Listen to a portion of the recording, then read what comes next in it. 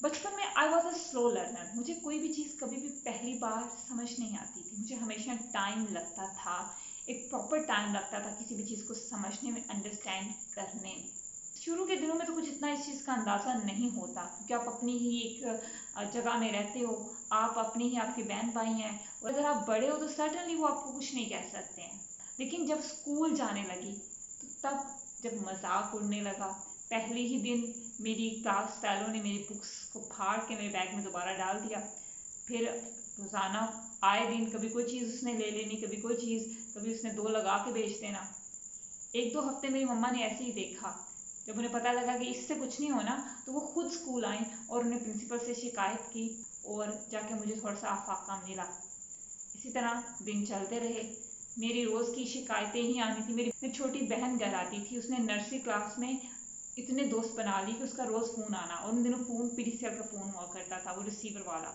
मेरे घर में सब ने इतना खुश होना कि अस्मा, तुम 2 साल से स्कूल जा रही हो, तुम्हें आज तक एक फ़ोन नहीं आया। ये देखो, इसको 10 दिन हुए हैं स्कूल गए हुए, और इसके रोज़ के फ़ोन कितने कितने आ रहे हैं। उसकी फ्रेंड्स ने उसे फ़ोन करना।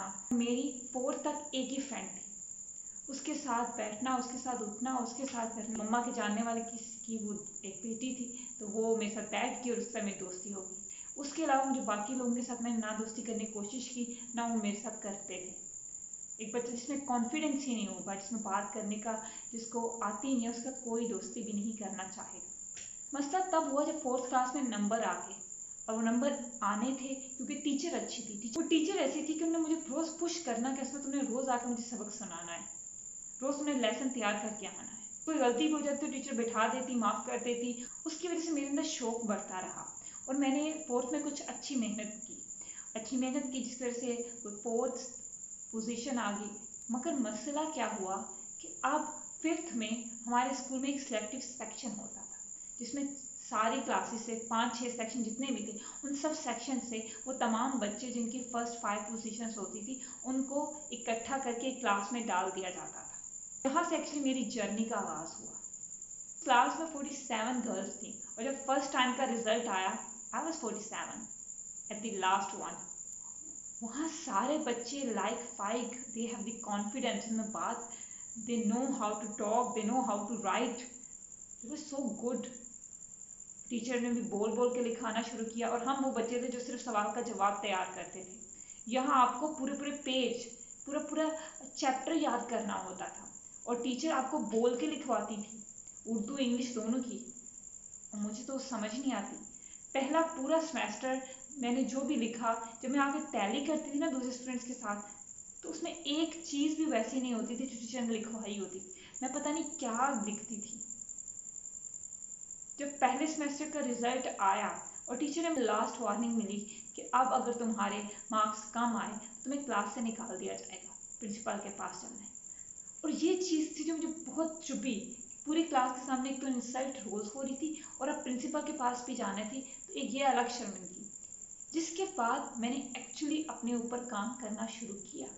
मैंने रातों को जाग जाग के, मैंने मोबाइल मुंह में डाल के टार्च के साथ लिखना शुरू किया, दोनों हाथों से लिखना शुरू किया। It was a terrible days, but I love them. फिर आके मैंने अपनी इस झिझक को हटाया कि मैंने दूसरों से काम नहीं पूछना। इट्स ओके, मैं उनसे पूछूंगी कि अच्छा आपने कैसे लिखा है, मुझे अपनी कॉपी दे दें please.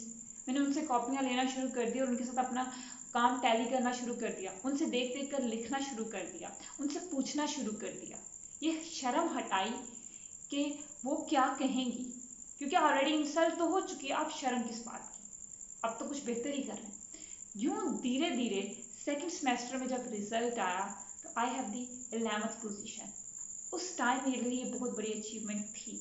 And then I realise कि अब जितने मर्जी चैलेंजिंग इन्वायरमेंट में चले जाओ, अगर आप एफर्ट्स करना शुरू करो, आप कोई भी चीज़ लर्न कर सकते हो, आप कोई भी चीज़ सीख सकते हो। हाँ, उसमें टाइम लगेगा, इट्स ओके।